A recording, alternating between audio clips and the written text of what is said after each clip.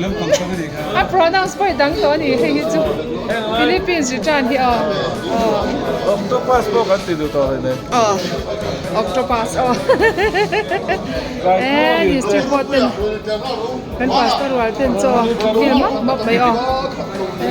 ban wam don be chi bai vek ule vo in December ninga sang ni somni pathum thole ni tang hian United Pentecostal Church North Mizoram District te chuan Dist.Board Kumtawp board an nei le tran ta meka vo in tlaya an Chawhlui kil lai te hi in en ve shim te ang bial tin ten kan pastor chep te khalo in lo zong ve lang te nge mel chaber in lai ta khania o galak ban chabe kan in po atui la don chiang helai chu ka lai khanar takin hi chu revival pastor group ni lat mai a hi chu anung zong ya kan la khotang secretary sabi anung zong in hi ai ngang chiang e hi lam hi hi chu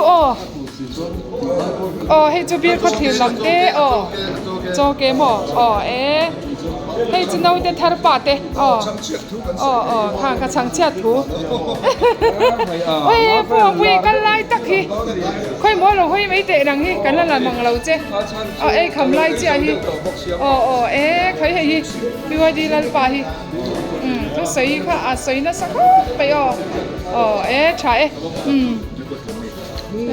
khai he la ma hanin amini chi zong te poran tel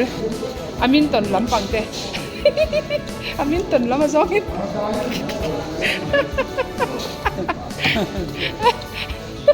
ngaro la han kan ti lo te chuan hi tu nai a khel lian le ni he ta ma hian leng pui lam te hai leng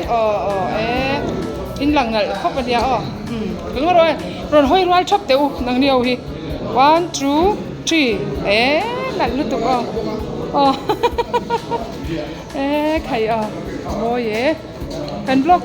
chai mi dan long Dist.Board kwani ku zon te hi lang ve sila RP hi ama chong yan Sunday school director hi ama chong yan gala tilo director hi hoi ro se ale sarai pa chính han tan te nung chon zong in ma reng dir pastor hi mystery he chu kam manga atlat hi lo ome so lo photo hi beng lai pastor hi district kulai district shwai tu ne tum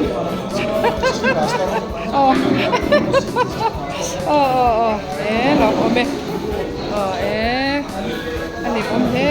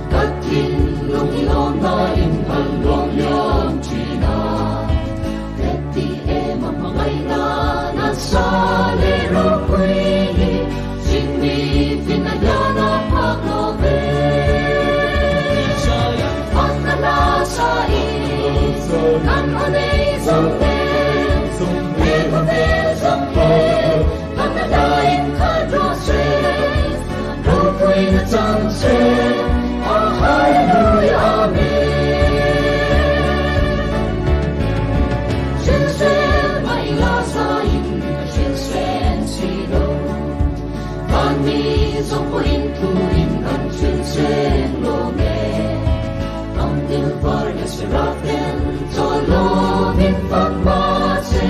thật tuan tôi nan phật tốt lo nghe phật na la sa i nan ani sung le con ne sung ke phật na la in kha ro se no quê na chang se oh hallelujah amen phật na la sa i nan ani sung le con ne sung ke phật na la in kha ro se no quê na chang se